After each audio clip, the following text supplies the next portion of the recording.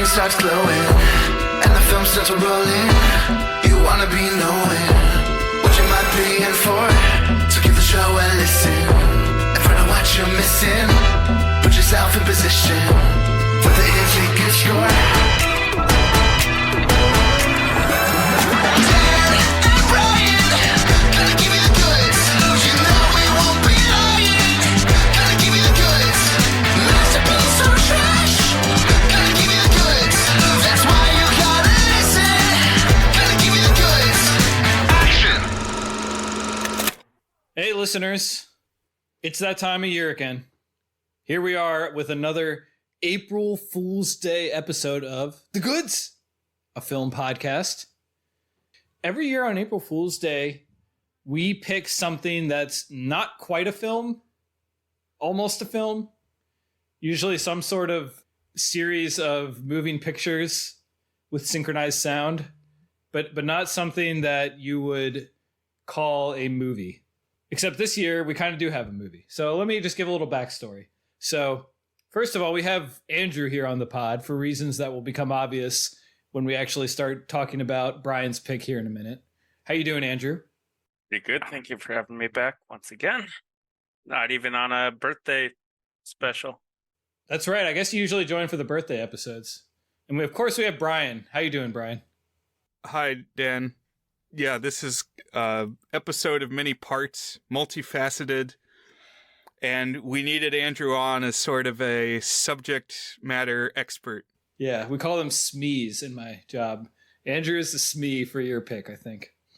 And Andrew, I was in your neck of the woods. This is kind of the backstory. So I don't think we included it in our spectacular, but shortly after the spectacular, I told Brian what movie we were going to watch.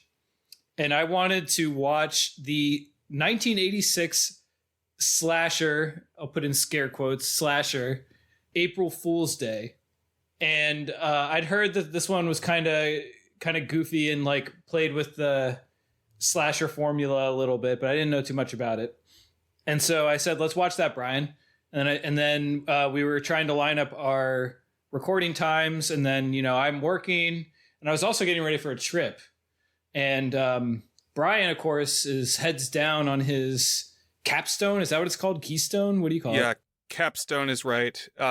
Basically, my thesis for my Master of Fine Arts, that it's looking like we're going to film the last week of May. So it's coming up here real soon, and I still have a lot to do. So things were running together, and the gist of it is that we turned what were going to be 2 episodes into 1 episode.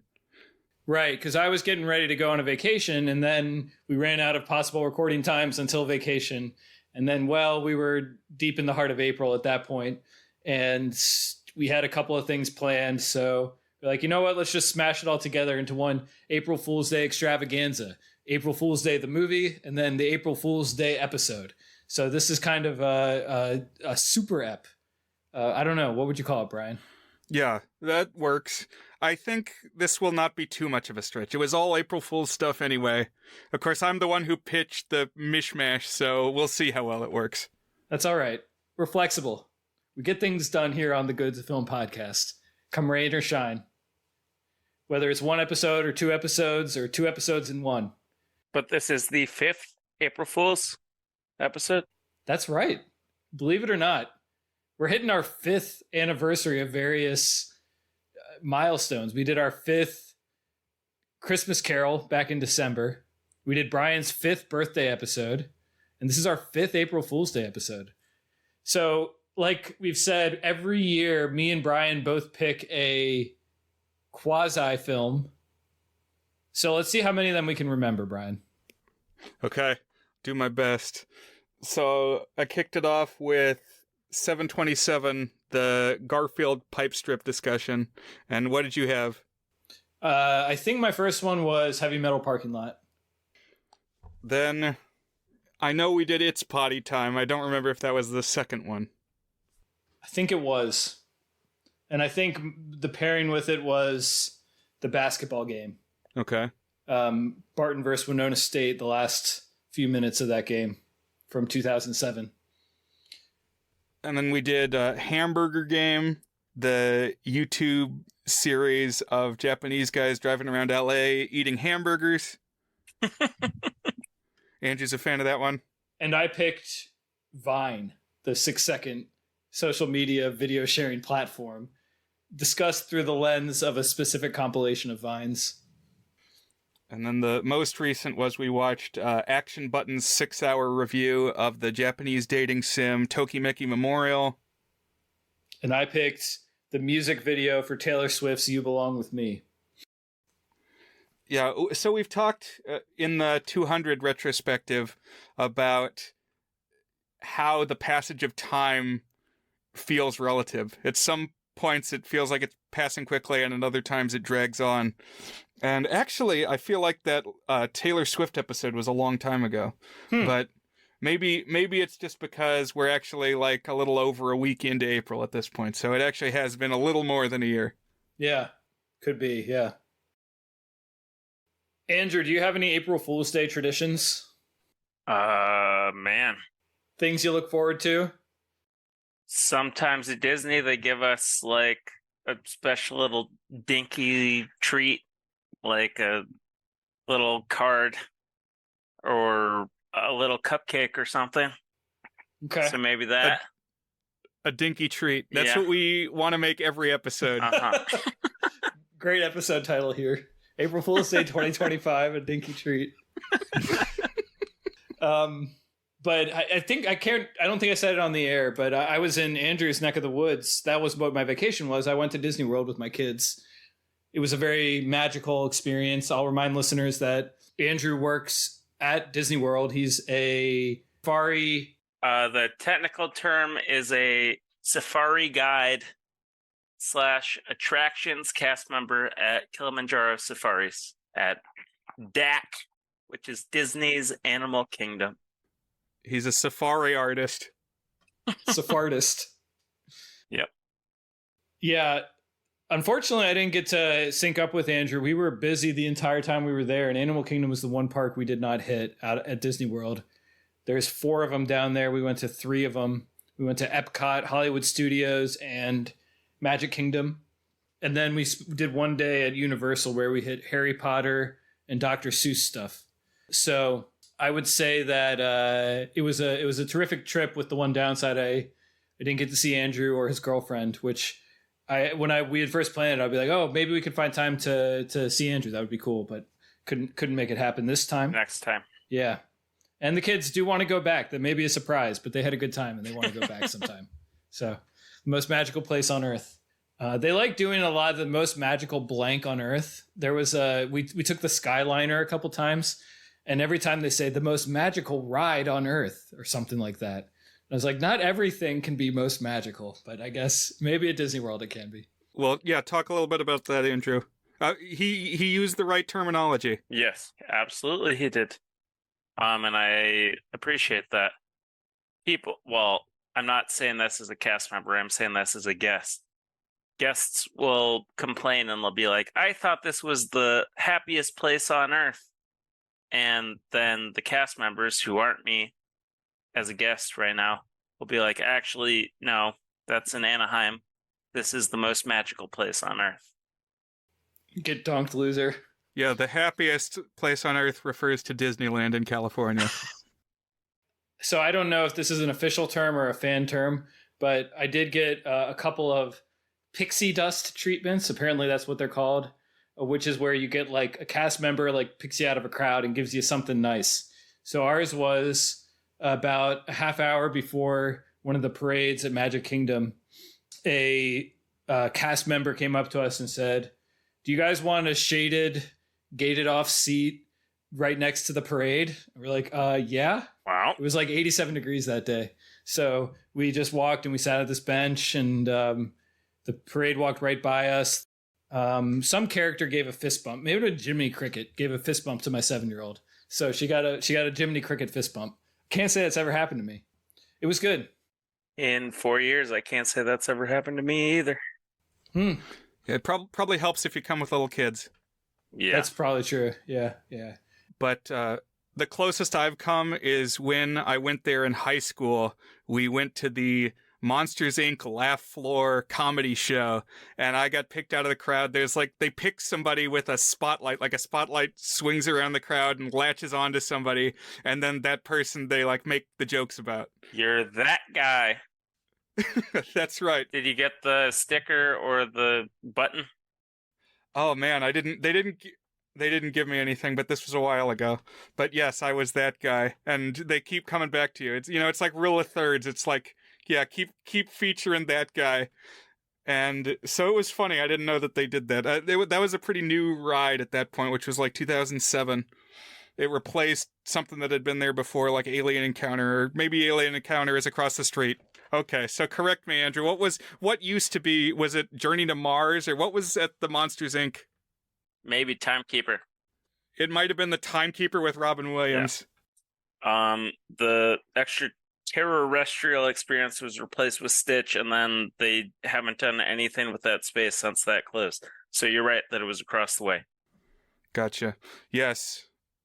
In 2012, I went on that Stitch thing, and like these shoulder bars come down over your head to like strap you in and then play the sound effects into your ears.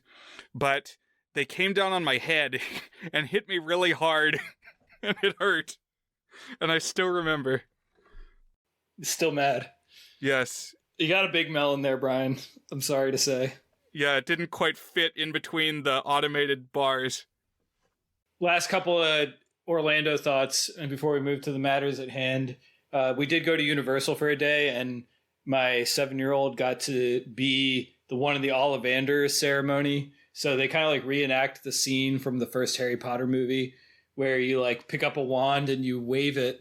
And I don't exactly know quite how they time it, but it was really perfect timing. Like she waved it and like something would break, like a shelf would break and things would fall off of it. So it was like she was actually getting to do magic with the wand. And then the last one she picks up, like they shine this light from like, I don't even know if it's underneath or something. It makes it look like she's glowing and blows some air. So her hair's, so it's like in the Harry Potter scene when the wand chooses him, it's like, oh, it's magically picked you. So that was very special. But we had a good time. We did some of the new stuff. Like we did the Splash Mountain. That's Tiana now. That was terrific. Turns out both my kids are thrill ride hounds. We didn't know that until this trip.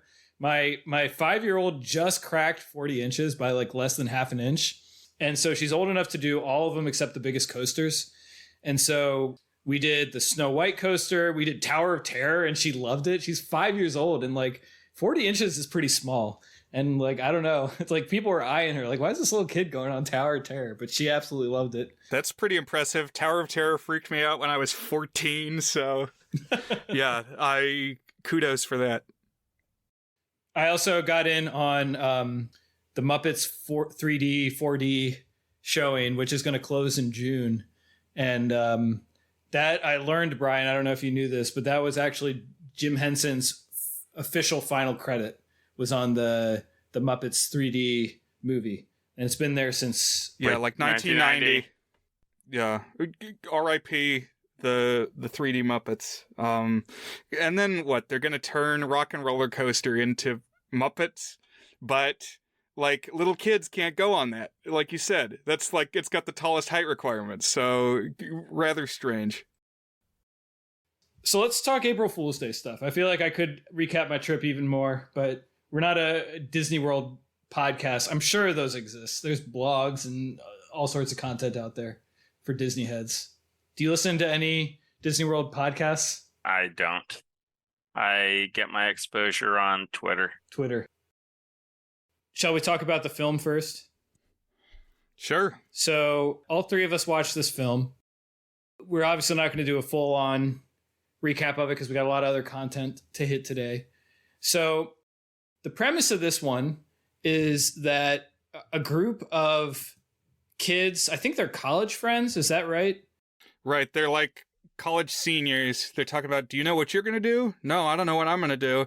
And they're all trust fund kids. They're all rich, heirs of titans of industry. So they're wealthy scions.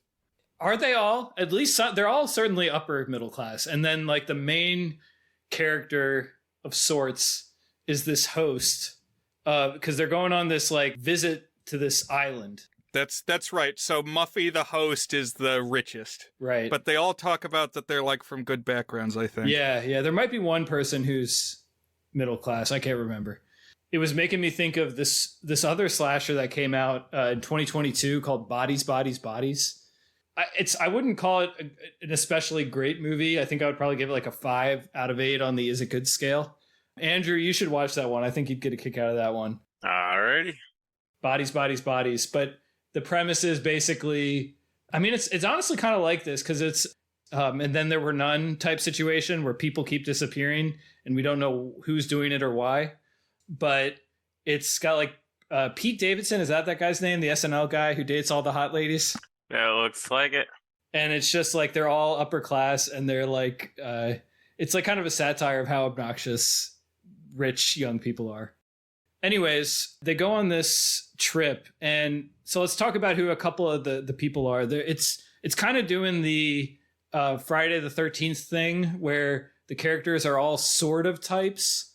But I don't know. I thought they weren't just exaggerated stereotypes this time. I found them a little bit more likable and sympathetic than Friday the 13th characters. But if they are beyond Friday the 13th, they're only a little bit beyond Friday the 13th. It's not like we're talking about high-end drama here. Right. And because they weren't all archetypes like Cabin in the Woods, for instance, I couldn't tell them apart. And there were a lot of them. There were like 7 or 8. Yeah, maybe too many. But the most memorable one is memorable not necessarily because of what he does here, but because of what he would go on to do. And that is Tom Wilson, a.k.a. Biff from Back to the Future. Here we get Back to the Future connection, Brian. So wait, is this before or after Back to the Future? This was the next year. So Back to the Future was 85. This was 86. But then, Back to the Future 2 was 89 and Back to the Future 3 was 90. So he had more Biff in his future. Mm-hmm. Another episode title. I don't know why. Is it more Biff in his future? Biff in his future. He definitely exhibits Biff at points, though. Yeah, I did the Leo pointing. It's him. It's Biff. So they go to this island. Things start going bad from the start. So there's a prank. This whole thing is about pranks. Spoiler. Right. So the first time that somebody gets injured, it's a prank. They're like goofing off with a knife, acting like they're throwing a knife around, and then somebody gets a knife stuck in him, and then it was all part of the plan. It was a gag. And right. I don't know how they really did that because Biff just yoinked a knife through the air into his chest, and then all of a sudden it was actually not a real knife. I was thinking there used to be a video on E-Bombs World back in the early internet days. Where somebody throws a pair of scissors across a room and then the camera pivots and a guy has the scissors stuck in his arm. He's like, look what you did. Now I have to go to the hospital. And probably it was fake, but that's what I was thinking about here. Look what you did. It sounds like that could be a Vine. I can't believe you've done this. So they get there. And it's this big mansion on lakeside or oceanside or riverside property. I don't know if we're told specifically where it is, but it's like a picturesque estate. And again, hosted by Muffy St. John. Great name, Brian. I like a good character name. Muffy St. John. You're going to have a hard time topping that for an 80s slasher character name. Even before they get to the house, when they're pulling in on the ferry. So this prank has just happened where it looked like somebody was injured, but then they weren't. This guy ends up in the water somehow, and he gets his head smushed between the ferry and the dock. Again, we're not even on the island, and we're still getting violence. Although, when he came out, he was bloody. There's not a lot of blood in this movie, but this might have been the most blood we saw in a spot. They had put a little bit of gore makeup on his face, but I was like, your head could have been smashed up more than that if you got caught between a boat and a dock, Yeah, he's still talking and screaming the whole time the boat goes off into the distance. I don't know how he fared so well. Exactly. So that was my thought. It's like, I would think you would be more hurt. He's clearly still with us. And so you have that seed of doubt planted. So then they get to the manor, and Muffy's there, and there's we get some like kind of creepy imagery around her, like candles on a candelabra type stuff when we are talking with her. There's also this weird bit where like some of the characters are like filming other characters. It's almost like proto found footage. Like we're seeing some of the characters talking and like explaining what they're up to and stuff. I thought that was kind of interesting. I guess one of them wants to be like a film director or involved in film in some way, or I can't remember. Yeah, the first shot of the movie, they're doing like a video diary. It's like they talk to each of the characters and they do a little office confessional. Right. I thought the whole movie was going to be like that, and then it wasn't.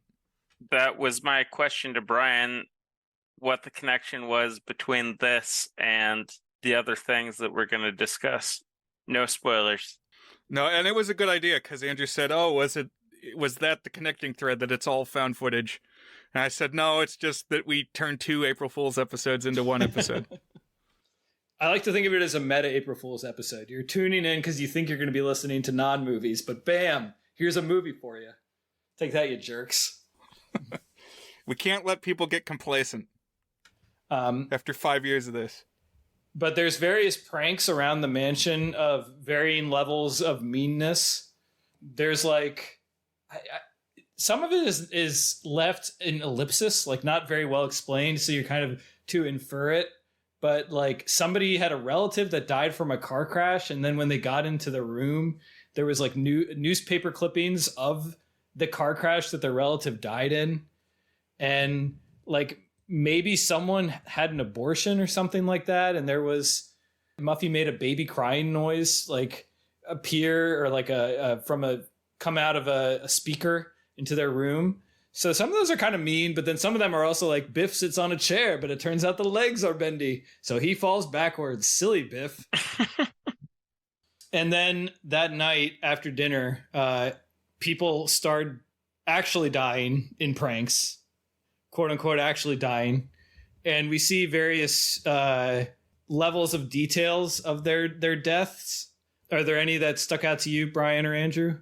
Particular memorable ones? I mean, just like swimming around under the dock, acting dead. Yeah, the corpse that goes by like on a rowboat or something underneath the dock, and you see the body drift by, and the way that they like rack focus to it was kind of cool. Somebody ends up in a well, and there's bodies down in the well. The well was the one that stuck out to me. I like this well, because this one actually has some pretty good suspense to it, because they're trying to go down into the well, but then they drop the bucket or whatever, something related to getting the water out, and then they're climbing down into it, and it's all dark. And one of them one person slips in, and it just gets worse and worse. And yeah, eventually you see bodies and a head. I think, is it a severed head you see at one point floating up from the water?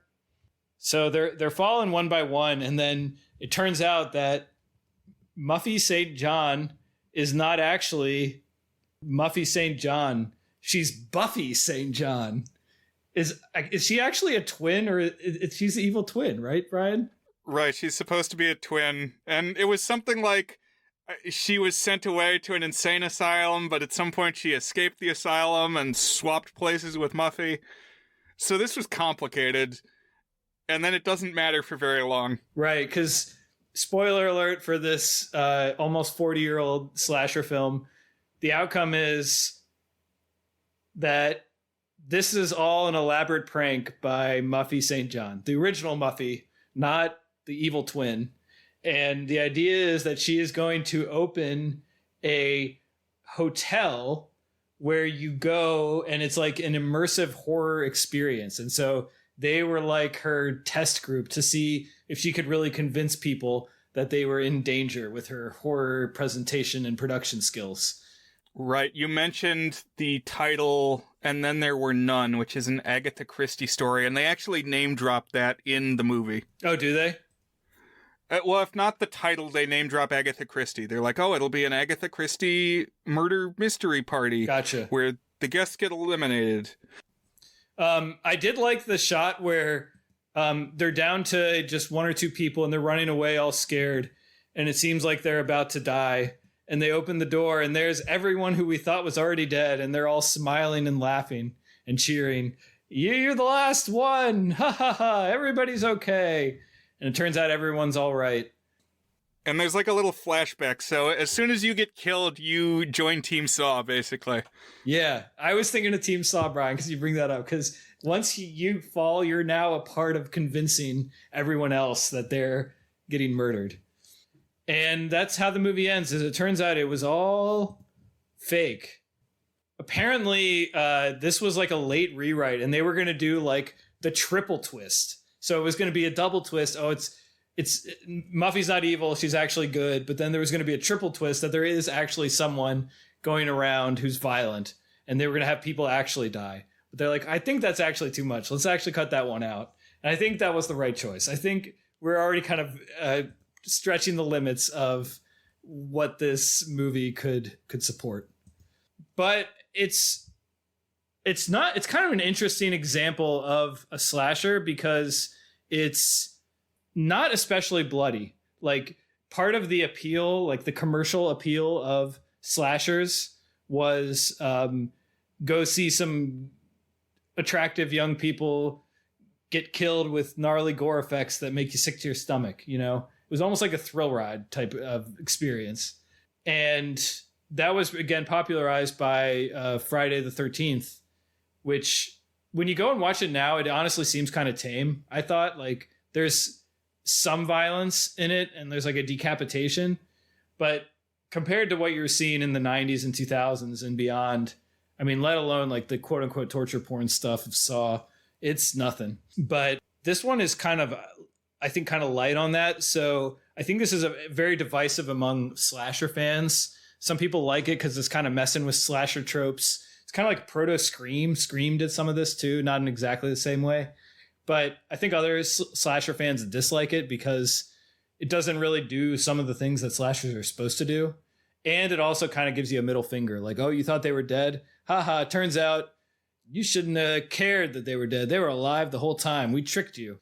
Yeah, so what I liked about it is that a lot of slasher films are linked to holidays. Of course, Halloween kicked that off, but you've got, you know, Black Christmas. And so then it had to be that, like, every holiday required its own slasher. And so when you get to the April Fool's Day slasher, how do you do it? Well, you got to make it also an April Fool's movie.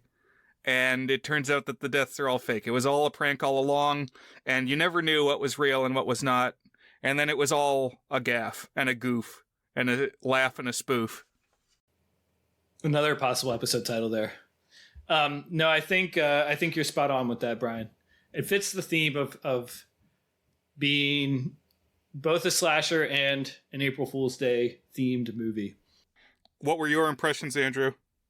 I thought it was very strange that at the ending there was no twist, and then at the double ending there was no twist. It was just all goof and a gaff, like you said. So you mentioned the double ending. So what exactly? I do remember that there was like a fake out, because what happens? It's like somebody comes out and strangles her, but isn't really strangling her, or what was it? Yeah, she got like a scythe to the neck, and then it was just like a bloody Dexter, like how Dexter cuts his victim's face, is just like there was a little blood packet under it, and she was all good. But she was like, like a Sweeney Todd play. He got the red handkerchief that comes out of the razor. Yeah, because we're talking about one hallmark of slashers is they have one last jump scare. So you think the slasher villain's defeated, and then one last jump scare. So in this case, we do have that, but it's got to be a goof because it's April Fool's Day. Or is it got to be a goof? Maybe this time it'll be real. Well, no, it is a goof. So, but yeah, that's how they manage to like make the person look stabbed without it. And like, not. Although the person who's getting stabbed isn't like, wait, nothing's happening to me until like after it's done. Yeah, kind of goofy. Not really related, but yesterday was the 30th anniversary of a Goofy movie, and a documentary dropped on Disney Plus called Not Just a Goof. So Dan and I might have goof on the brain. Hence the word goof all the time. All right, so that was our feature film requirement. Do we want to save a rating for the end, Brian, or do we want to do it now? How are you feeling? I was recently going through the history of our transcript for the 200th retrospective, and it's been a mix when we cover multiple films. Usually we save the ratings for the end, but there have been a couple where we do it in the middle.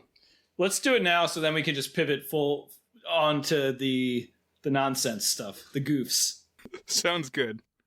So, Is It Good is our signature section where we each give the movie a rating on our 8-point goodness scale, ranging from a 1 out of 8, very not good, to an 8 out of 8, toward a good, our masterpiece rating.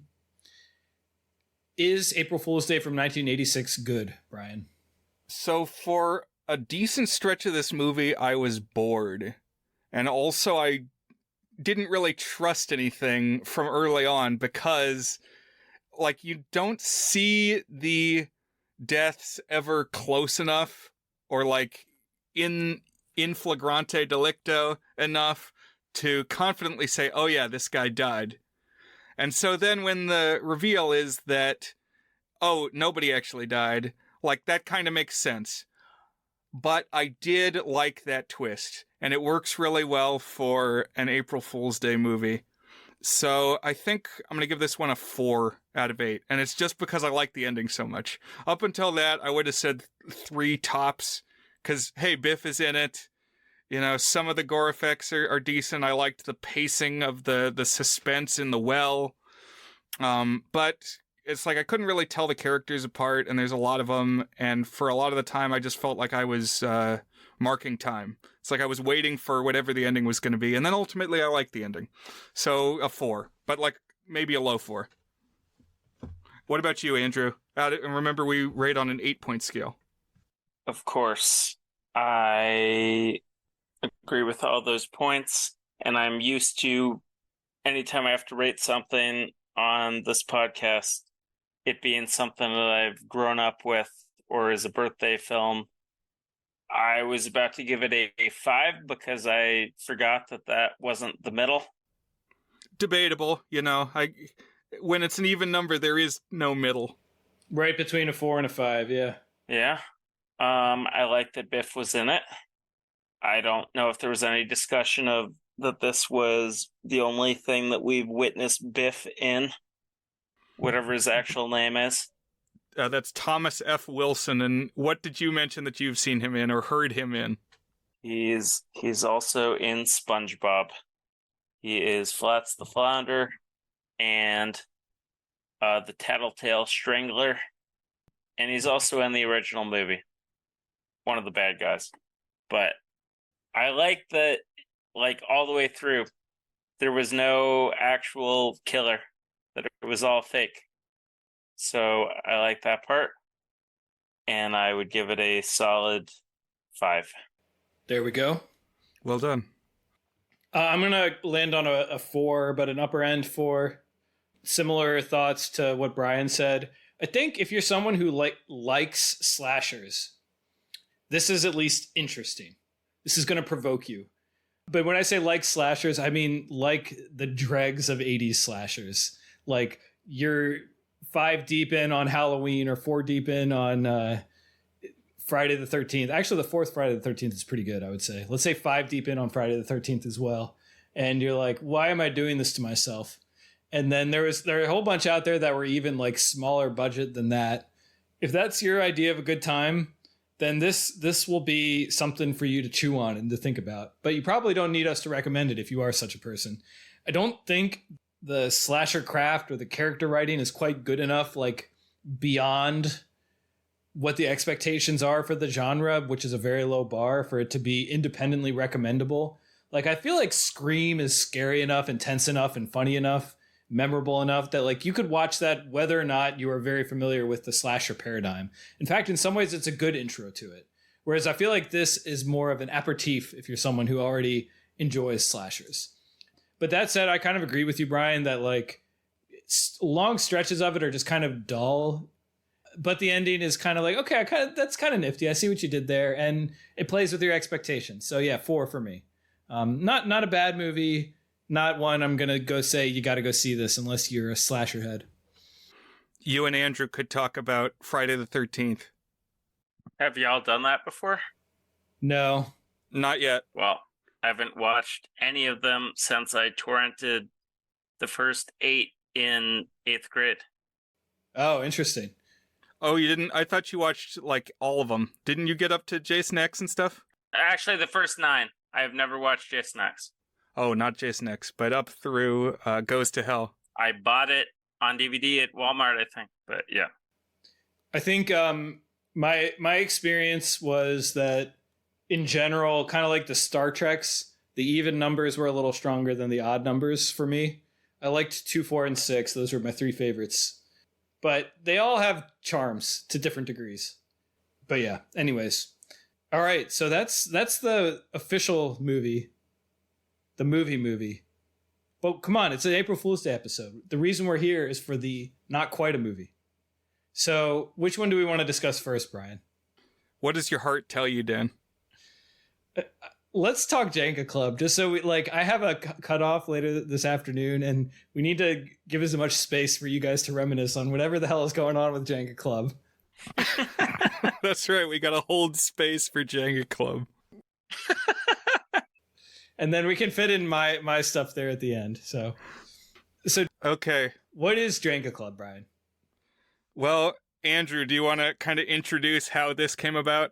Alrighty.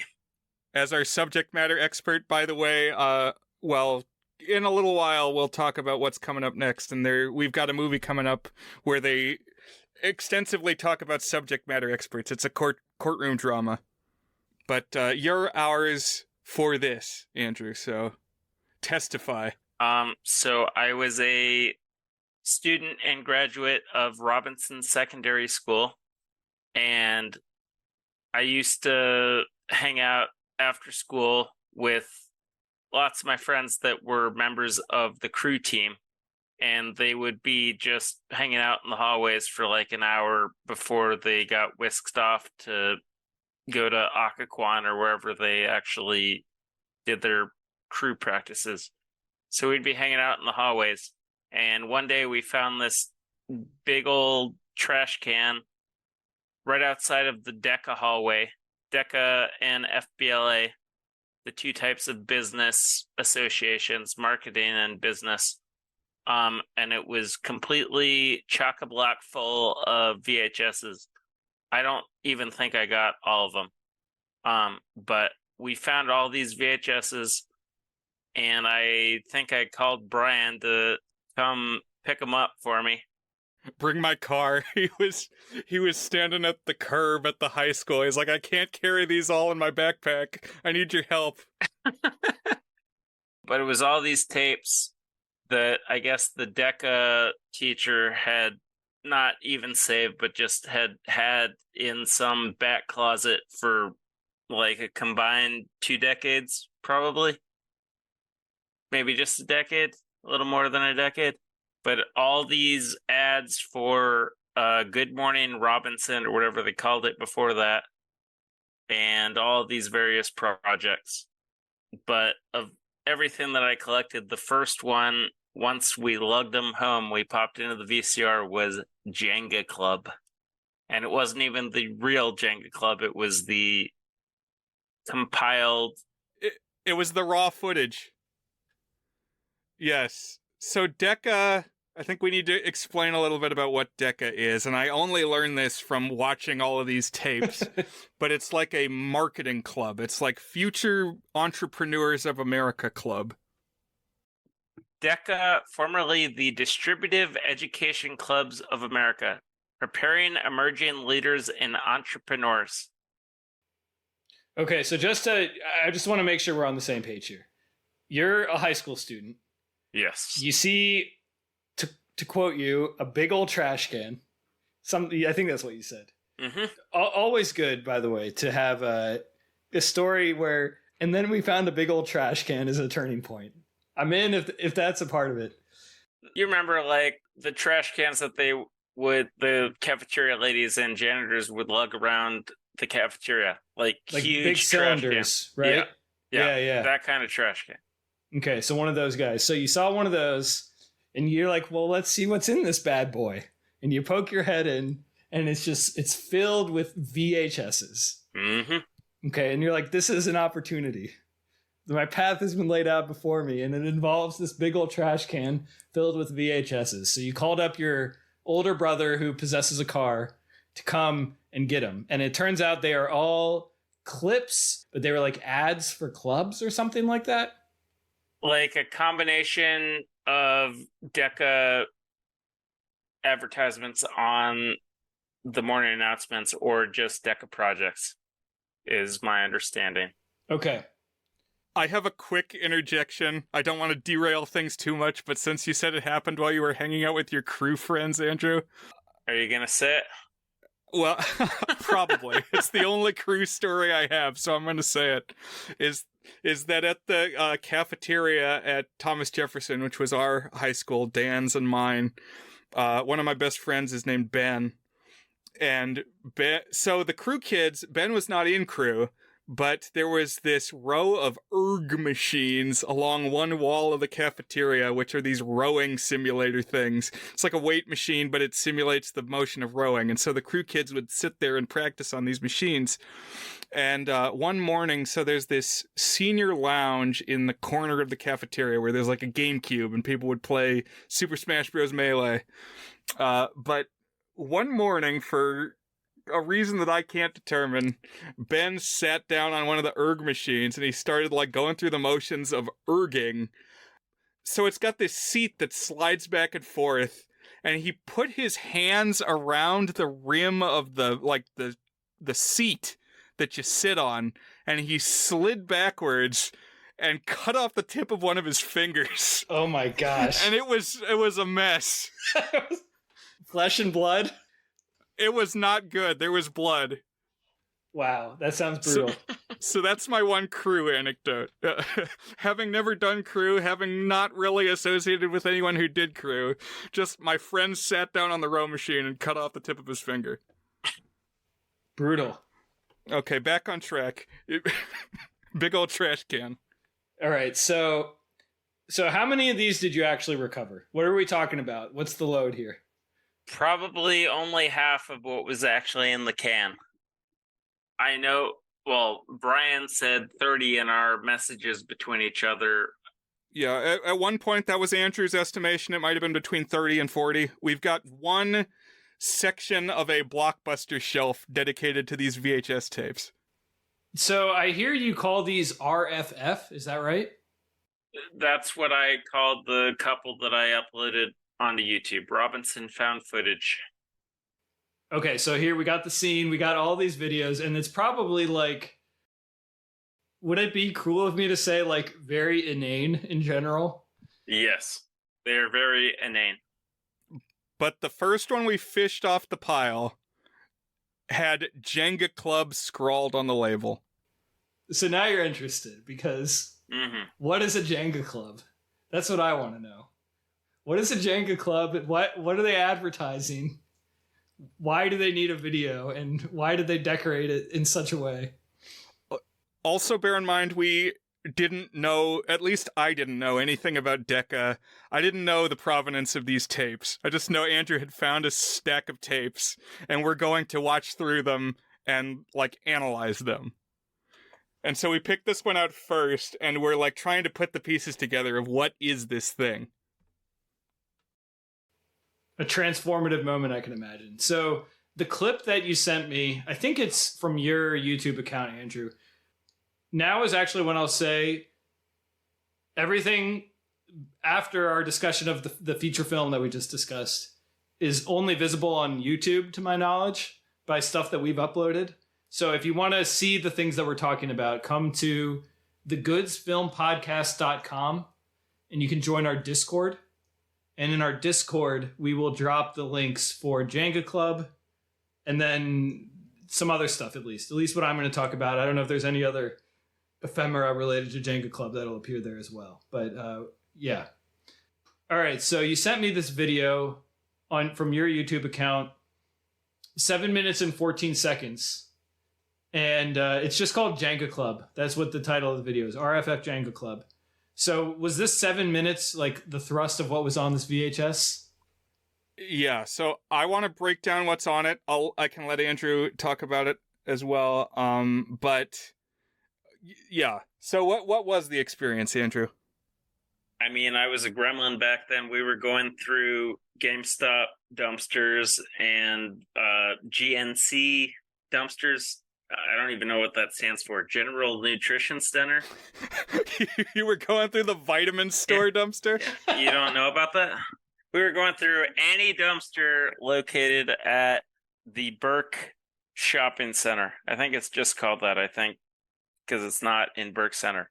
Well, it is in Burke Center. I'm not exactly sure. Burke Commons? Something like that. Burke, Virginia, larger area. That's funny. I hadn't heard about that one, but what I would say is that the first time we did this, dove through the GameStop dumpster, there was no fence. And then the second time we did it, there was a fence. Maybe they caught you on video. So they saw us at some point. But the GNC dumpster was great. Anyways, so I had learned from that that you can find lots of good things in dumpsters or trash cans. So we saw a trash can completely full of VHSs, and at that point, and to this day, we've had oodles of cabinets at home filled with VHSs, so I wanted to add some more into that collection. Lots of life advice being dropped on the goods today. You can find, from Andrew, important to know, you can find lots of good stuff in a dumpster. So this was the title that intrigued us. Said Jenga Club on the label. We popped it in the VCR. Remember, this is like 2013, so even by this point, not a whole lot of people watching VHSs. I think it was like there were only at most 10 titles visible when we, like, at the start of the pile. Okay, yes. Well, I'm glad that you said that, because they're not all labeled. I don't know if we necessarily chose it for being called Jenga Club or anything. I think it just literally happened to be the first one we put in. Yes, nothing topped this first one, because it has layers. It's like an archaeological dig. It's like the discovery of the city of Troy or Stonehenge, where different iterations of it were created at different points in time. This tape was recorded, then it was re-recorded, and then it was recorded again. Presumably by different members of a family, would be my guess. And so, between the shots, between, like, clicking the VHS camcorder on and off, there are peeks into what was there on the tape before. And this is like an analog artifact that could never be created now in our digital age. And it's all unsequenced. Like, there, at least the YouTube video, you're just kind of thrown in. Nobody's announcing, hey, this is Jenga Club, let's tell you all about it. You're just seeing stuff and you're like, what's going on here? Like, the very first clip, somebody's holding up a piece of paper. I can't see what's written on the piece of paper. It lowers, and lo and behold, it's a trash can. A lot of trash can talk today, but it's a trash can. And like some 14-year-old heads pop out of the trash can, gives a strange look at the camera, cut to black and white, like the grainy analog footage. Like, what is this? Was this captured on videotape? I don't know. And then it just, there's like more stuff from there. I don't want to spoil what all of the little things we see are here, but yeah. Yes, it's a series of scenarios. What I have come to conclude, because spoilers, we have the finished ad, we have the footage cut together. Oh, you do? Yes, and I put it in the messenger chat, but it's all right. It's not much more than the shots stitched together and some digital effects added. Okay. Well, the packaging is really what explains it, of that second tape. Yes, thank you for saying that, because what the packaging tells us is, I would guess this is tied to, they did like a truth or dare version of Jenga, where some of the blocks were labeled and they would challenge you to do things. Well, it's not tied to, they created it. Oh, well, I mean, there really is, No, I know, I'm saying they inspired it. Jenga Club inspired that. Oh, I got you. So your belief is that the Jenga Club did this first, and then Jenga thought, that's a great idea. Yes. You know, you could be right. So this packaging has the Jenga blocks with some of these challenges, I guess, written on them. So we've got the dude sitting in the trash can. Another is tripping. What does the block say? Hurt a crippled person. So this is the kind of edgy high school humor we're going to be talking about the rest of this episode.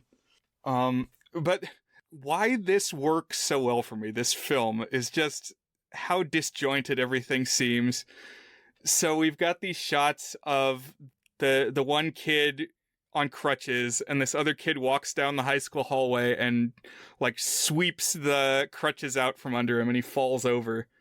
But the presentation is just, it's unique. Like, they hold up the loose leaf piece of paper that is like really out of focus, and it says take one, and then they do one of these kick the crutches out shots. Then the video cuts, and then it's another take where they got the paper out and it still says take one. And then they do it again. But then it'll cut, and the next shot is a guy digging through a toilet, seemingly grabbing a piece of shit with his hands. And this just seems like something that was found in a dumpster, honestly, like it was. It's a snuff film. Yeah, it's got like a undercurrent to it. I wouldn't have been surprised.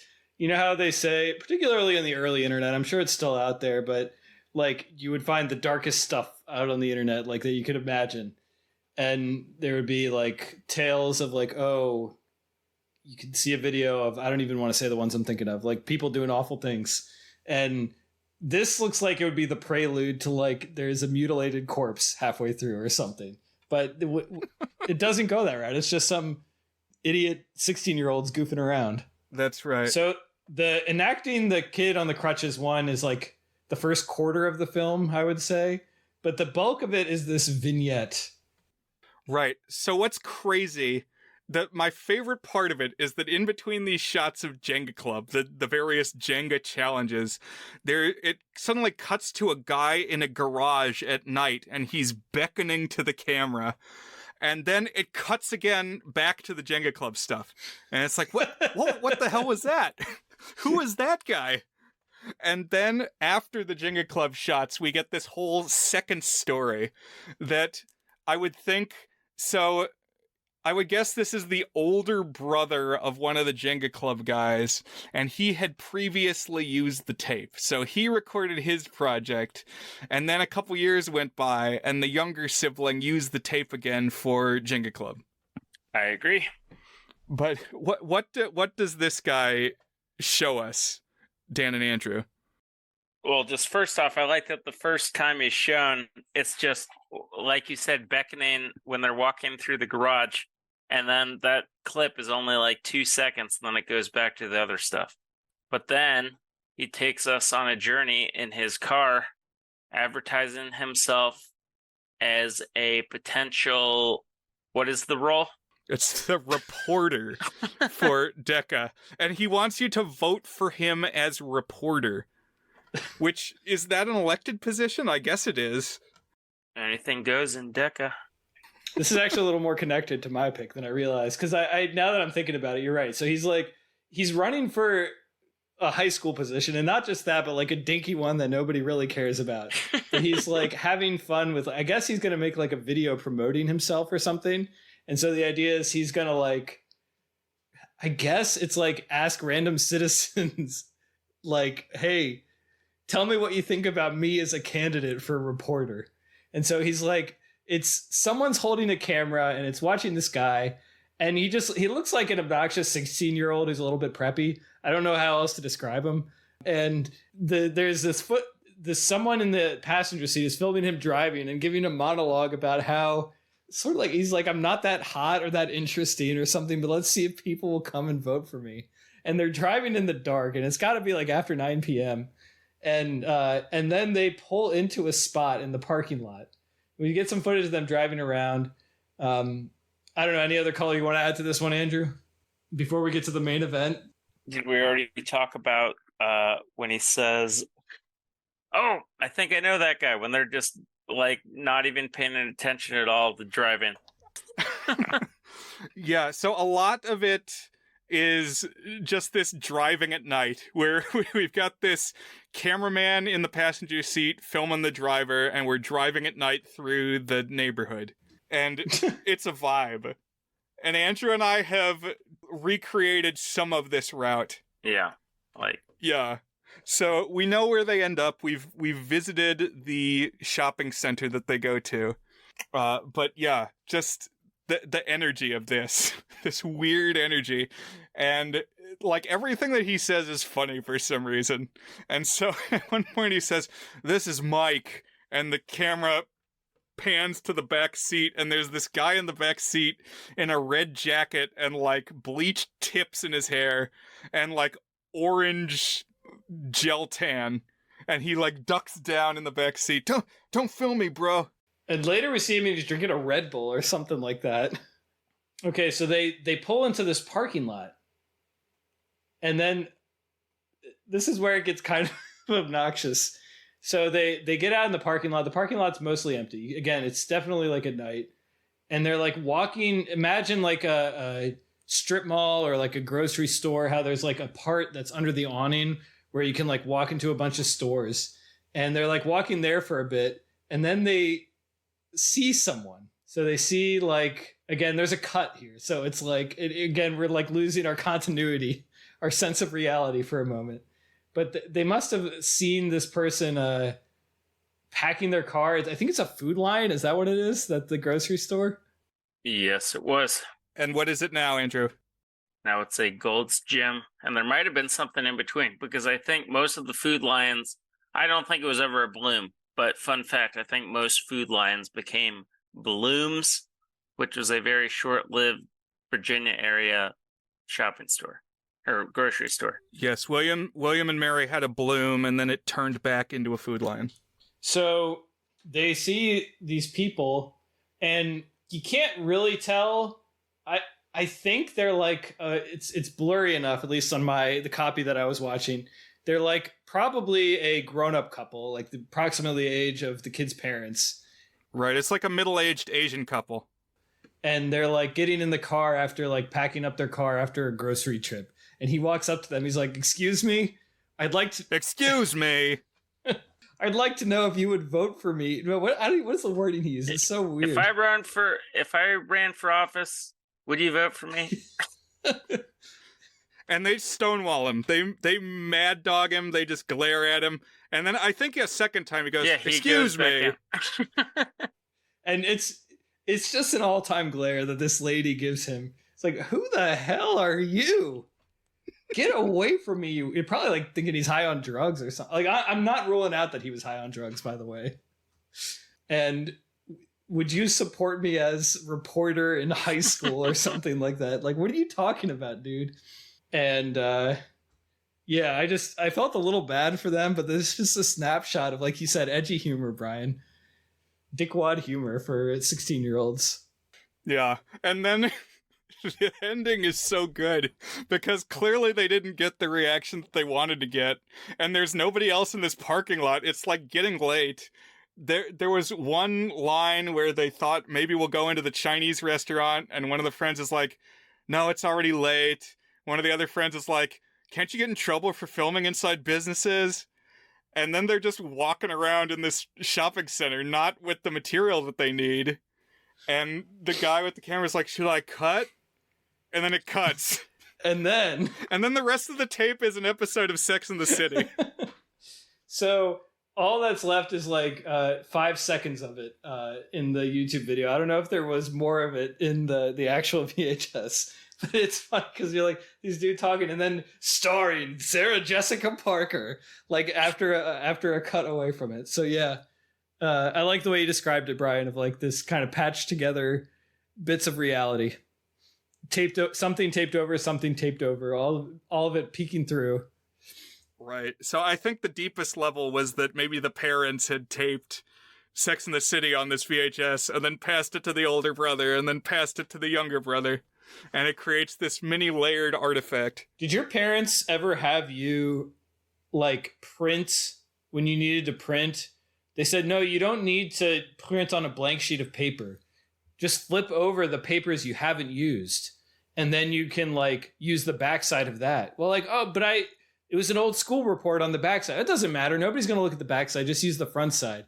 So like you would turn in a paper at school and the front side would all be something you wrote. And then the backside would be like, I don't know, some grocery list that got printed out or like something totally directions from MapQuest or something like that.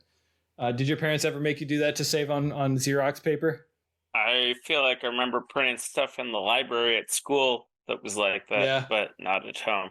Yeah, I can't remember that ever happening to us at home. It's a similar vibe though, like all of it kind of combining. And isn't there something in like historical documents where to reuse paper they would like kind of write the opposite way against something, or they would like tape over it, and so you can like kind of get bits of like old writings. Like that's actually how they kind of discover old literature these days, is like looking at stuff that's from like a generation later and seeing if there's any residue of older stuff in it. But yeah, I don't know. Is there a name for that phenomenon, Brian, of like the patchwork of different realities merging together? I don't know. I'd like to learn more about that. To me, it feels like archaeology. Okay. Just that this is down there and you got to kind of sift through and find meaning. So are there any other RFF, is that what you called it? Robinson found footage, your high school, your load of VHSs from your high school that you wanted to share? The main one is just 8 minutes of various clipped together footage in the cafeteria, mostly actually filmed in like the lunch lady production room.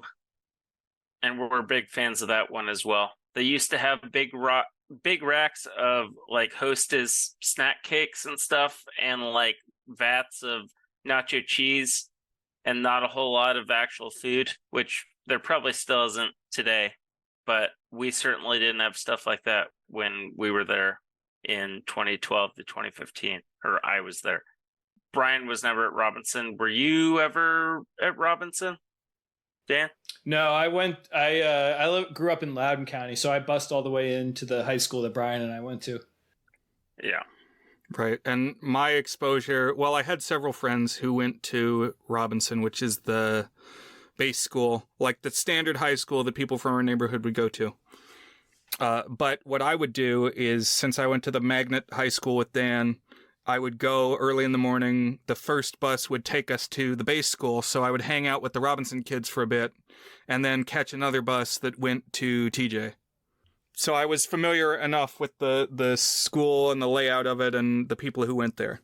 But the tape that I want to name drop and talk about just a little bit is the one that came the closest to being like the snuff film. It does have some weird stuff on there, and it's called Rat Salad. And Dan has not watched it. No, right. I haven't seen Rat Salad. This is new to me. Yeah, so talk a little bit about Rat Salad, Andrew. Well, I think it uses clips from actual music videos of the time. Whatever time that was, I think it was a little older than the last version of Jenga Club.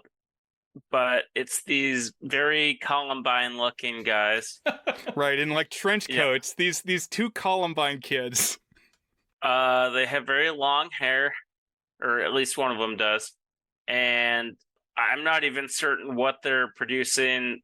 I mean, I think it's a commercial for something, but yeah. So the business is called Genocide Exterminators. And they're like, if you have a problem with rats, we'll take care of your rats. And they say call 1-800-RAT-SALAD. But I believe Rat Salad is a reference to some song of that time. Okay. Yeah, so that's why I wanted to have Andrew on. Not only that he found the tapes, not only that this project was his brainchild, but that when Andrew gets into something, he will research. There is a Black Sabbath song called Rat Salad. But it's also interspliced with clips of obviously some music video.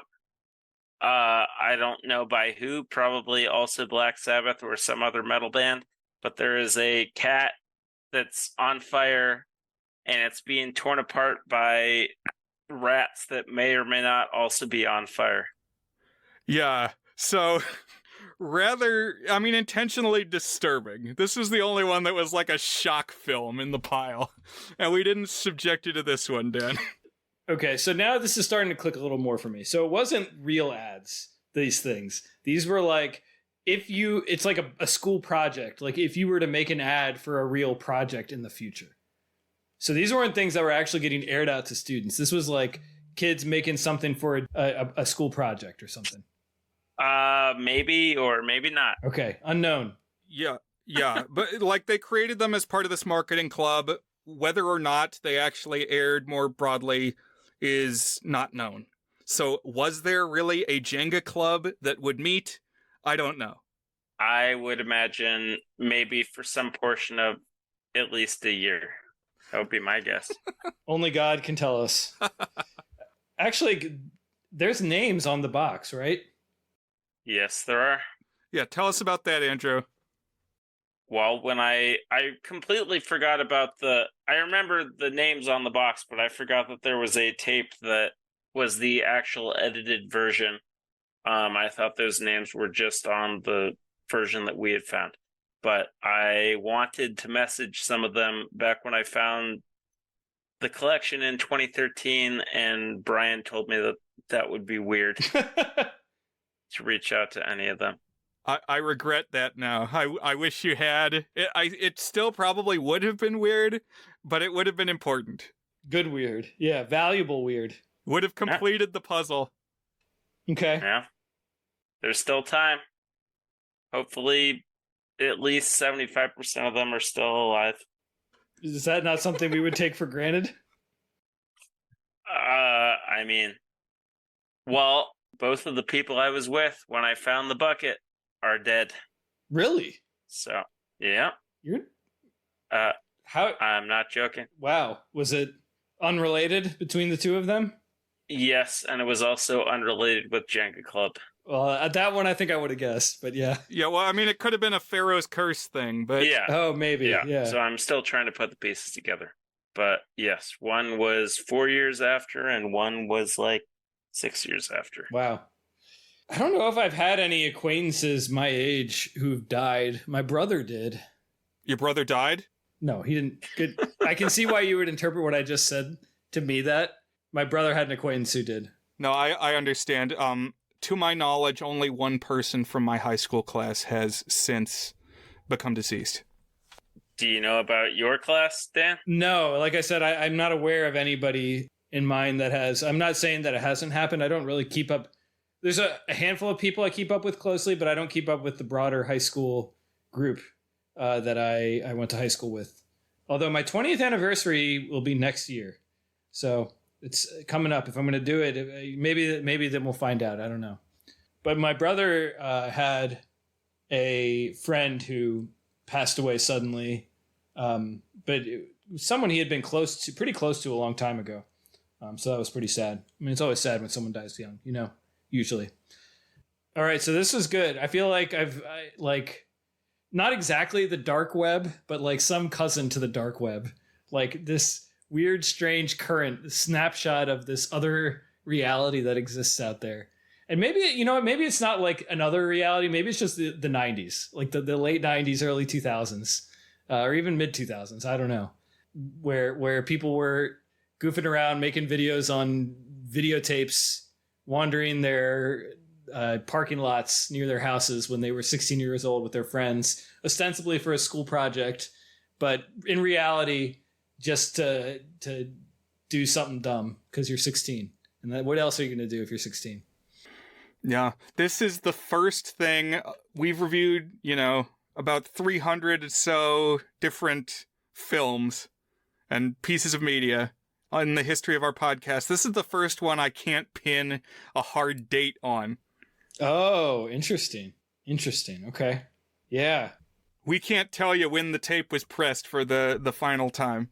So I assume it's not on the video then. Like it doesn't have a date. Not even on the completed ad. There's no date written on there, so. Okay. What's your best estimate, Andrew? Or what does Mike's jacket say? We'll get back to you with what Mike's. Yeah, so I mean, there's a couple clues, you know. For the last press, I guess 2001. Yeah, probably 2001 or 2002. So my reasoning for that, Andrew says there's a store in the shopping center that was purchased by AutoZone in 2002, and all the locations became AutoZones. Okay. Wow, you guys really hitting the tape on this one. Right, so I would say 2002 is a good guess. Before Andrew had that insight, my best guess was... So we knew that Sex and the City ran from 1998 to 2004, and that was the oldest thing on the tape. That's like the hard line, 1998. Right. It could not have been earlier than 1998. May have been a rerun if it was later than 2004, but probably somewhere in the early 2000s. And I think the AutoZone is a good insight. So round about 2002. Okay. And the Fairfax County police car that they pan over to definitely looks very old. Like the lights on top are very strange looking. I don't remember ever seeing those. So yeah, I remember back in the early days, we used to have blue and red lights around here, and now they're all blue. But Dan, you've got one more film artifact for us to talk about. I do. So my pick is a series of short films that I made with my friends my senior year of high school, and then the summer leading up to I guess actually probably would have started in junior year because of the timestamps for the exports put it in like April of the year that I would have been in junior year. So actually we probably did most of it when I was towards the end of my junior year of high school, and then a little bit my senior year of high school. So some backstory on this. I was in the marching band, as was Brian. That was kind of how we met in our high school. I was in the trumpet section, and the trumpet section prided itself on being like sort of rebellious and sort of cocky. Whole bits of lore. We had what we called the Trumpet Bible, which was like this big document of various traditions and notable incidents throughout the history of the trumpet section in the marching band. So we kind of had this sort of rebellious attitude, like we were kind of too cool for it, but in like a fun spirited sort of way. At least that's what I thought. It was a good time. And in leading up to our senior year, we would run for band council. So like band council, that was like the group that kind of organized stuff related to all the band programs. Most of the people who were running for stuff were like very involved in the band and therefore were in marching band. So you kind of knew who everyone was if you were in the marching band in like the leadership. And they had a position of historians, co-historians. And it was 2 people. And basically their job was to like take pictures and make a slideshow. That was the gist of it. That was at least what I latched onto the responsibility of a historian was for the band council. So leading into our senior year, the spring before, right around the time that we started making this stuff, me and Tyler, one of my good friends from high school, and Jordan, another good friend from high school. So those are the 3 main characters, me, Jordan, and Tyler.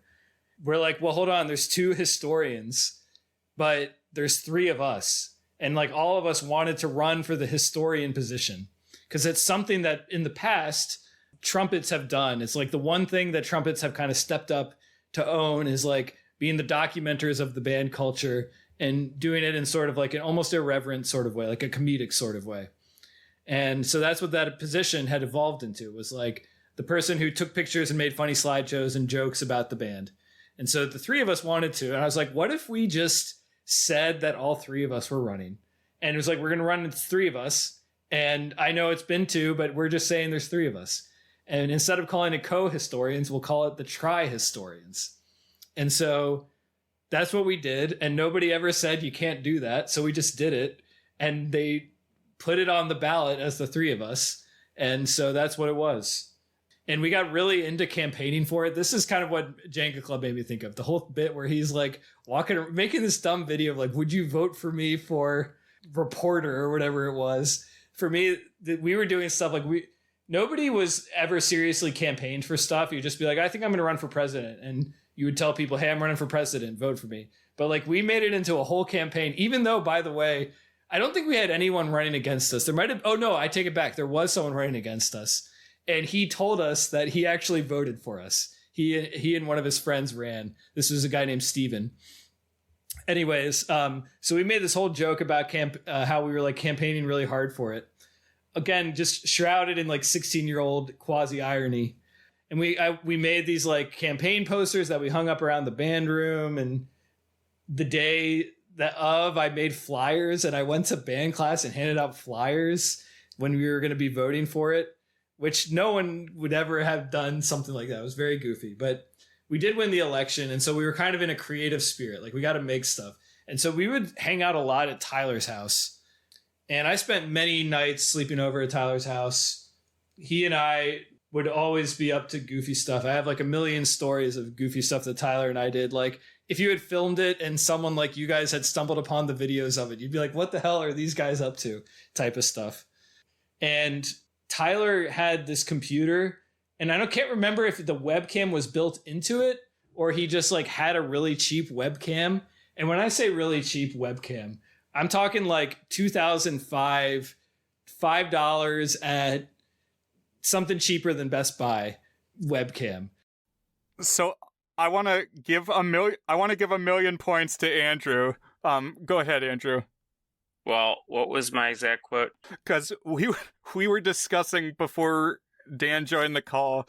We're like, what camera could they have possibly used that would produce results this bad? I was watching everything extremely last minute, including the movie we just discussed. But I messaged Brian privately. I said, very impressive how shit the camera is in this. Yes. So did you get some insight onto how bad it was? Yes, so what I said is it's like an FMV game on the Sega CD. But then what did you say, Andrew? I said it must be a webcam that was even a little old for that time or something. I was also thinking like a Game Boy camera. Yeah, so it's not quite Game Boy camera level, but Andrew nailed it when he said this must have been a pretty old webcam. Nice. And now, lo and behold, that was right. That was the provenance of it. But like, was it connected to a USB and you were just carrying it around, like connected to the computer, or did it actually film on its own? Genuinely do not remember. So the first couple videos we did with this webcam, I want to say probably it was standalone, but I might have to text Tyler and ask. But it was like, yeah, the frame rate was like bordering on like 4, maybe. Like genuinely, I think he ended up getting a better one, or like unplugging it and replugging it in, because between like the third and the fourth video we made, the frame rate went from like 4 to like 12, noticeably better, but still obviously very bad. And yeah, like it's, so what is the low end YouTube resolution? It's like 280p or something, 144p. This is probably like 40p or something like that. Like it's real bad.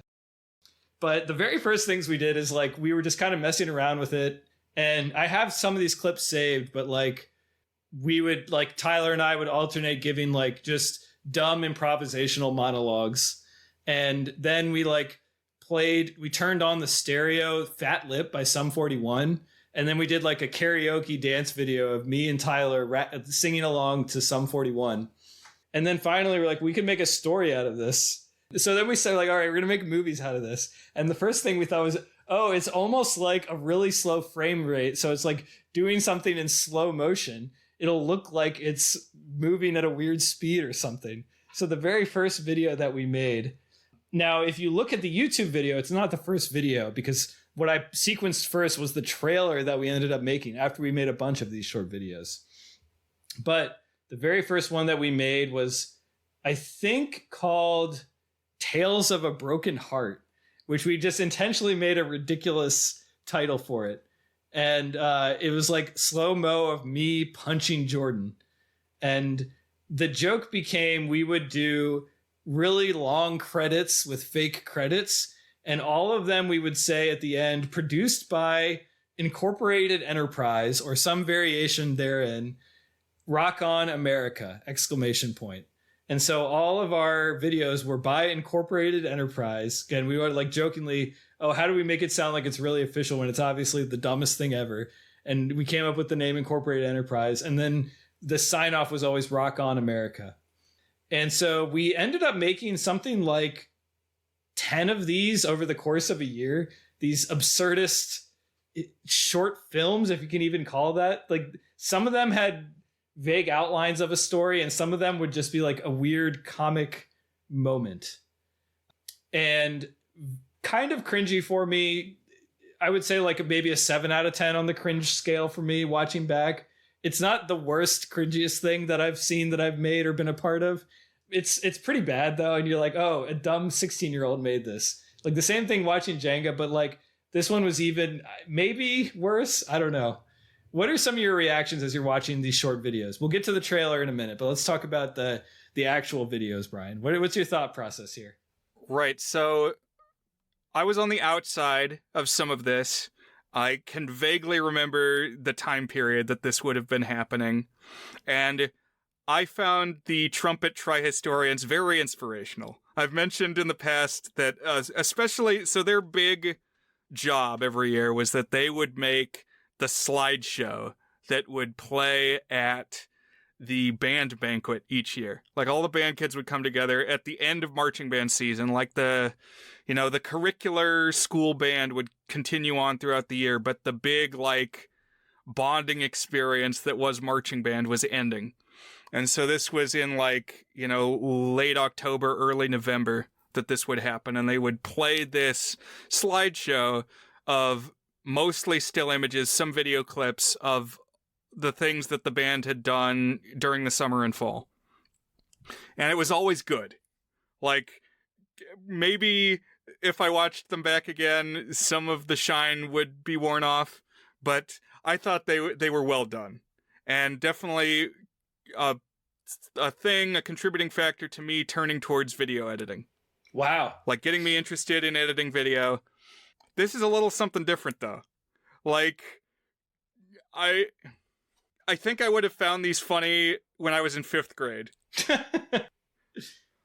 They did not, again, this is, 30 years, 20 years after the fact.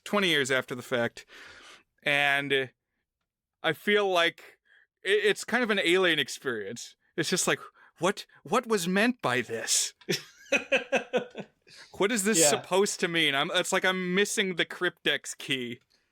And that was kind of the level of humor that Tyler and I tended to operate in, that it would be like, absurdism isn't quite right. It's not like Adult Swim or David Lynch absurdism, but it's like a glancing blow against absurdism, where it's not even quite absurdism. It's like, what is this thing?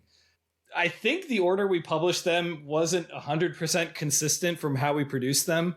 I think I got the order right in the video of how we quote unquote published them. But there was like this bit where like I would pop up as a ninja with like this orange hood. And I think the first time it was supposed to be like, oh, here's a ninja character battling the other people. But then I would just pop up in like another video and I would attack whoever else was on camera. And another one was like the longest one of the batch is like bordering on 7 minutes, including credits. And the premise is that it's like a spoof of a sports flick about a ping pong championship. And I was the coach, and I think Tyler was the hero, and Jordan was the villain that we had to defeat. And so we took turns filming, and then the other two being on screen. And I, as the coach, the gimmick is when I go to introduce myself to the person I'm going to train, he shakes my hand, and my hand falls off. And I was like, oh no, my hand fell off. Which it just doesn't make any sense. There's not a joke there. There's space for a joke. But I guess like the joke is, why would somebody's hand just fall off? That's not a thing that would happen. But again, like I said, a glancing blow of absurdism. That film was my favorite. And it's because of the name Paul Ping Pong Patterson. That's my character's name, the coach. Oh, and then that one. So we always found, we loved The Simpsons, and we would like throw Simpsons references into everything that we did. And one clip that made us laugh is when Homer was in the bodyguard academy. He became a bodyguard. It ended with the principal or something singing the theme to The Bodyguard. That's a joke that makes sense because a guy singing the theme to The Bodyguard at the graduation of a bodyguard academy is like, you can see how you go from point A to point B there. But we're like, okay, what if at the end of this ping pong match, Paul Ping Pong Patterson, one of the coaches, sang the theme from The Bodyguard? There's no reason for that to make sense. The singing is just so bad. Really, really bad. But listeners, you won't have to miss out on it because before this episode, Dan said when this episode drops, he's going to share these videos for the first time with the world. And you are going to get to share these provided you join our Discord. Yeah. I was always unafraid to humiliate myself on camera. I mean, to a certain degree, like relative to the other people in this group, not relative to like the jackasses out there. So I was the one who would do really bad singing on camera. Oh, and then we cut to Whitney Houston actually singing it with me still on screen. There's a lot of like real music in this. So YouTube flagged it. We found like 12 copyrighted songs in this video. And one of them has made it so that you cannot view this video in Russia. So apparently one of my songs, one of our videos is banned in Russia. So if you're in Russia, sorry, listener, you can't go and watch this one. But I think everywhere else, since I don't generate ad revenue off of it, it just let me keep it up there. I was curious, Andrew, what's your perception? What did you think watching these? I mean, certainly a lot of my brain power was committed to just seeing through all the pixels. Yeah, it requires some effort. But I enjoyed them. Definitely took me back. I knew about the Tri-Historians from going to some of the band banquets. I forgot that they were specifically trumpet linked, but I enjoyed it. It made me think James Rolfe, one of his reviews, he watched like Dracula versus Frankenstein 1970, which is this like really cheap independent film, and a lot of shots are just really dark and you can't see anything. And in his review he says, "This is unwatchable. Literally, I can't watch it." that's what I thought of some of these clips with the 4 frame a second camera. Yeah. Literally, I can't watch it. Our favorite one that we ever made was called A Few Good Pants. And that's one of these first 5. And the premise is a guy is selling pants. He's like a pants store. I don't know. But it's just this guy shouting, "Pants for sale, pants for sale." And another guy comes up to him and says, "Yeah, I'd like to buy some pants." And he's like, "Oh no, our pants aren't for sale." And that's the peak of our humor right there. That's it right there. You're not going to do any better than A Few Good Pants with the guy shouting "pants for sale." And someone comes up to him and says, "I'd like to buy some pants." And he says, "These pants aren't for sale." Just even pants, I guess, are inherently funny. I don't know, maybe. But yeah, so this was mostly just a trip down memory lane. Like, these are not objectively good or entertaining in any sense, but I like that it captures in a bottle this brand of humor that I can't, again, I need to come up with like how to describe it, like the types of jokes that we would make, that it's, to me, what high school humor was. It's not quite absurd. It's sort of absurd. It's just nonsense mostly. I don't know. But like it has like an irony and silliness to it that's cheerful about it. And that it loves good laughs, because like these are all vaguely mirroring and imitating actual jokes. They're not actually jokes, but they're doing bad impersonations of jokes. So there's a second YouTube clip where we had some of our later ones. We ended up making like several more that were a little more fully formed. The original core is the ones that still have my heart.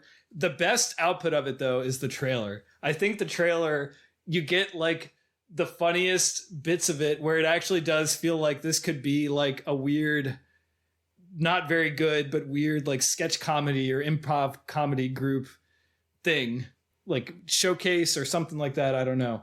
But I like watching the trailer. That's my favorite one to actually watch. So I put that at the beginning of because it's the trailer for the first 5. So I have the trailer for it and then the 5 in one video.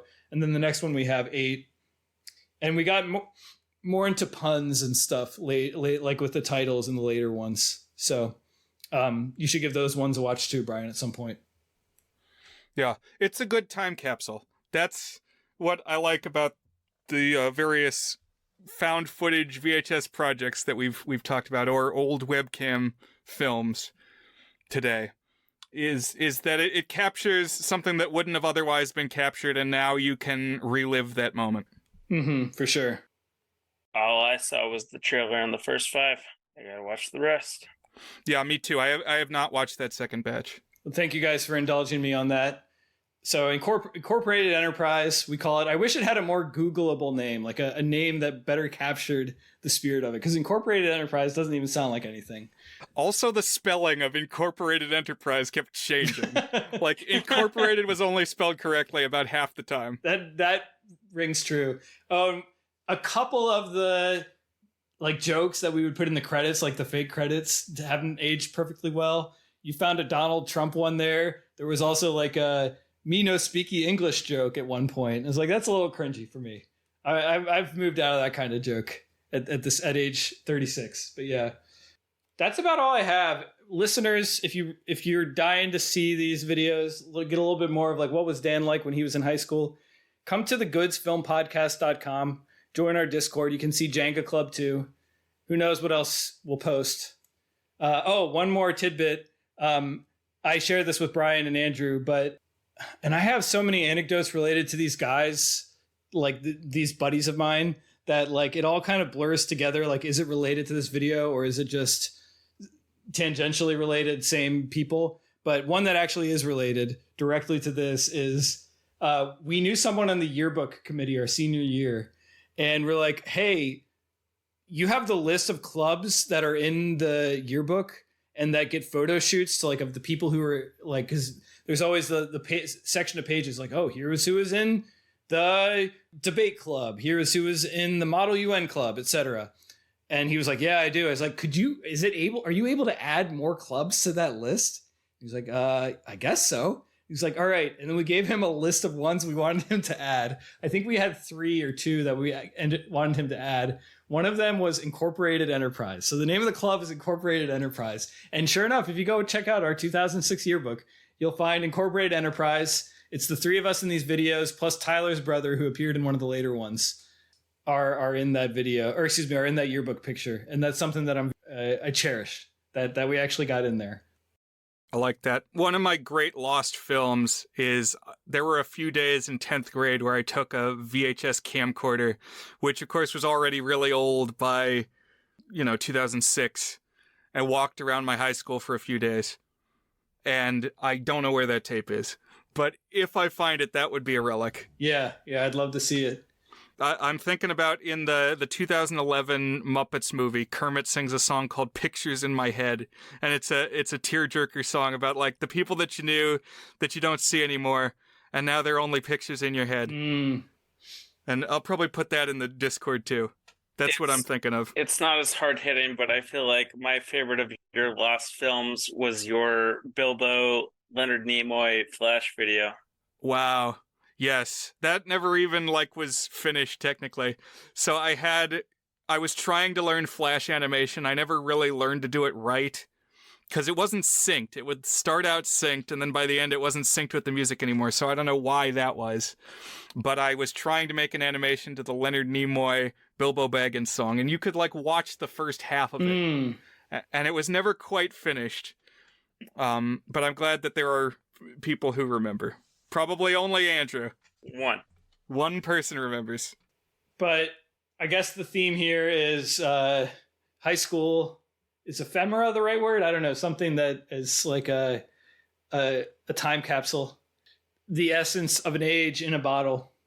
So I think we can rate our we already did the movie. Now we can do our dopey high school things. We got Jenga Club and we got Incorporated Enterprise, the first anthology. So that would be, I guess, the trailer and then the 5 videos. This is going to be really tough. I watched it. I knew I was going to have to rate it. I am going to struggle to rate it. So who goes first? All right, let's start with Jenga Club, I guess. So is Jenga Club good on our 8-point goodness scale, ranging from a 1 out of 8, very not good, to our 8 out of 8, toward a good masterpiece rating? I guess I can go first. I'm the outsider. These things are hard to rate. Like, they're kind of unrateable. I would say I would put good, I guess. I don't know, like a 5 out of 8. I find charm. Like, remember, I love Heavy Metal Parking Lot. I love things that capture goofy teens in their element. To me, that's life at its purest and most lovable. That was the best time of my life, or one of the best times of my life. So I got a kick out of it. There's not quite enough there for me to like really get excited about it. But I'll go 5 out of 8 good. What about you, Andrew? I mean, I know I'm always generally at one of the extreme ends when you guys have me on, but for this, has there ever been a 9 out of 8 or beyond? No, you can. Okay. All right. Well, then I'm not going to be the first one. It's April Fool's, so the regular rules don't apply. So Okay. I think you can go there. Well, then in honor of April Fools, I would call it a 41 out of 8. Wow. That's the rare Jenga Club rating. Brian Space just 41. 41? We've quintupled. 41. Orders of magnitude. April 1st. Yeah. Oh, there you go. Oh, 41. 4. Okay. I didn't even catch that. So there you go. There's some meaning. But that's awfully high. That's like wow signal high. All right. Brian, what about you? So it's been life-changing for sure. This is definitely a pivotal piece of media, but it's like on par with Rock of Fire Explosion, the documentary. I give that a 6, a very good. This probably goes there for me. The thing is that it wasn't really crafted intentionally by the hand of man. Like, this exists on a level beyond artistic intent. It's like erosion or the winds shaping the mesas of Wyoming. It's just, it's a natural landmark in some regards. So we have to like put it on license plates because of its grandeur. But we can't also like put it at the level of a masterpiece of artwork. So I think it's a high 6 for me, a very good. With the caveat that there are reasons to stop and watch and marvel at Jenga Club. I guess that brings us to Incorporated Enterprise. 2005, I guess. I think all of these were made in 2005. Brian, are you comfortable going first here? Yes. So I think I'll give these a 4 as well. That's what I gave to the April Fool's film. And I like any case where it's the high school chicanery preserved for posterity. Like, we can still live these. We can still appreciate how laggy the camera is. Just any time that we wanted to, we could go back. Which, think about all of human history that you couldn't preserve antics with your friends. Cavemen high schoolers were making stupid plays and just lost forever. But not so Incorporated Enterprise. There you go. Not exactly watchable, as you said. Not exactly. But I appreciate that. Andrew, what about you? They made me think a lot of, in elementary school, at our GT school, we had a game show called It's Comprehensive, hosted by Mr. Wiener, who was a 4th grade teacher his entire career. So Brian never had him because he started at White Oaks in 5th grade, but he witnessed It's Comprehensive. That's right. I knew Mr. Wiener. I would go to these broadcasts, and even like as an alum, like in 8th grade, we were going back over to the school because it was like late in the semester they would do the finale of the game show. And so even a few years after elementary school, we were revisiting to experience these media productions. But in between the actual game show portions, however long it ran, like an hour or two, they would have goofy little skits as advertisements. And your video made me think a lot of those skits, which I guess isn't too much of a compliment considering those were elementary schoolers and you were You said a senior, right? Yes. But maybe it was just how blurry it was, blurred the lines. But now also, I mean, I'm 8 to 7 years or 9 to 7 years younger than y'all, but still, those were a long time ago, regardless. Made it a similar time then, perhaps, but yeah. Also interesting about those events, so there was, in between the videos, there was also like a human spokeschild who would assist the host, who was called the wild card. And at least one of the years, you earned that coveted position, right, Andrew? Yes. Very nice. And he would have two, like, there was a whole Jeopardy board with an old school projector shining light on it with a Vanna. Her name was actually Vanna, and she'd be pulling off the Jeopardy price amounts. But a couple of them would have the wild card under, and something random would happen. So I got to do that. And then there was also, do you remember, Brian, Miles? Yes, so I was blanking. I remembered that Johnny Quizmo was the main host, who was played by the teacher, and then he had Vanna, who was turning the cards. And I remembered that there was also a child host, but I forgot what the name was. Okay, so Miles, that sounds right. And then there was one other one that I think was like a SNL thing or something. Randy something. Okay, so that might have been after my time, but I remember Miles was part of the equation. Okay. And when I was around, the way that they did it was like the Johnny Quizmo section was explicitly Jeopardy. So he was being like Alex Trebek, and then when Miles would come in, he would be like Regis Philbin in Who Wants to Be a Millionaire? That sounds right. So like the formats of their segments were a little bit different. But didn't mean to derail. No, that's all right. That's what this is all about. It's about little memories flickering in and out, just like episodes of Sex and the City on an old VHS. It's about dinky treats. That's right. But I think I was up to give it a score. Yes, you were. Yeah, I forgot where we were going with that. Let's continue. So I'd go 6. Oh, very good. And what does that make it? A very good? I appreciate it. I'm also going to give it a 6 almost entirely for sentimental value. To me, these are very good artifacts. It would help if they were like actually good, you know, like that would maybe make me a little more fond of them in retrospect. But for what they are, I hold them close to my heart as representative of a great time in my life. And the person that I used to be, cringy though that man may have been, embarrassing 17-year-old, 16-year-old Dan. And so very good with the potential for higher if they had a little bit more entertainment value to them and a little bit less of a cringe factor. So there we go. We did it. We did it. I like the yearbook photo. I like that you were immediately ready to bring up the yearbook photo.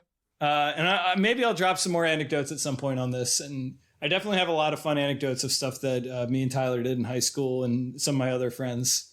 Yeah. But that's our not quite a film recording for 2025, our 5th one. For April Fool's 5. April Fool. That's good. And so I think next week we're going to have Gavin on and maybe an extra bonus guest if we can get it all sorted out. And we're going to be discussing the film Inherit the Wind. That's what Brian was referring to. So that should be fun if we can get that sorted out. And I think we do have the logistics sorted out. Andrew, always a treat to talk to you. Brian, I enjoy our conversations every week. And listeners, we'll see you next week with Gavin. Right back at you, Dan. Tune in next time, listeners. Thanks, Andrew. Thank you for having me. Bye, everyone.